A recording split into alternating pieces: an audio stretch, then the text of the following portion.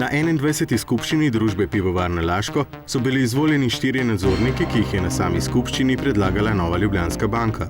Vse to, kar smo videli na skupščinah, tudi na NLB-jevi skupščini, da se praktično tik pred zdajci predlogi, ki so šli skozi proceduro, predlogi, ki so kvalitetni v smislu članstva v nadzornem svetu, na sami skupščini spreminjajo, podajajo drugačni, novi, brez ustreznih utemeljitev, brez dopuščanja razprave. To je seveda norčevanje in očitno razmere še niso tako hude, da se ne bi nekateri igrali naprej. V principu že zdaj banke imajo veliko lastnino, danes so pokazali tudi neko svojo moč, kar je legitimno, seveda imeti premoženje je tudi odgovornost.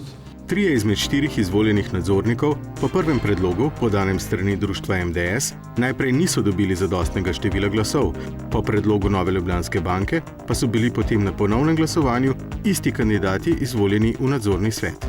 Očitno bi lahko glasovali neštetokrat v istih predlogih, hkrati pa je na drugi strani tisto, kar je bilo izglasovano, seveda zdaj stanje, ki ga bo potrebno upoštevati. Jaz želim novemu nadzornemu svetu uspešno delo, žal pa absolutno ponovno protestiram proti praksi, ne samo v imenu Vseslovenskega združenja malih delničarjev, pač pa tudi vseh, ki so me pooblastili. Saj Laško ima že nekaj časa te konflikte, ene skupščine potekajo bolj mirno ali ne, sigurno je izbira nadzornega sveta vitalnega pomena, tako za ostale lastnike, kot tudi za upravo. Mislim, da je gospod Zdolšek korektno speljal, glede na to, da je imel mnoštvo nekih drugačnih predlogov, je tudi težko potem zadovoljiti vse interese. Sem pa prepričan, da je deloval v skladu z zakonom in je tudi postopek tako vodil, da je prišlo do izbire 4 članov in potem se je stvar zaključila.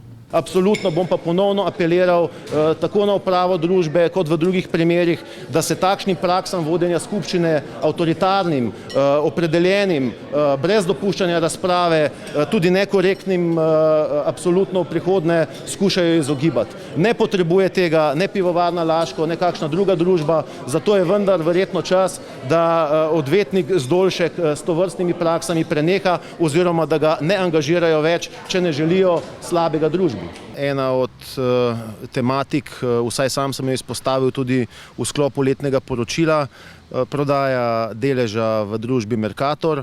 Pivovarna Laško je tam večinski lastnik in s tem v zvezi sem želel izvedeti kaj več o sami pogodbi, o prodaji. Uprava je dolžna vedno lastnikom povedati, kaj družba rabi in mi to delamo že kar nekaj časa. Vse to je že, mislim, da vsaj moja 6. skupščina, kjer pač poskušamo poudariti, da je skupina zadolžena, da rabi čas, da rabi neko podporo, da se bo lahko naprej razvijala. Zdaj, kar se tiče Mercatorja, jaz verjamem, da je dozorel čas, da bo pač šlo do nekih procesov in ukolikor ne, bo imela skupina hude težave. Pa ne samo mi, jaz sem tudi v nekem intervjuju izjavil, da je Mercator ušel iz stekleničke, to je malo prispodobe, to ni več problem Laškega, to je problem tudi Mercatorja samega in seveda bank in pa vseh nas, ki zdaj v tej dvorani sedimo in še širše.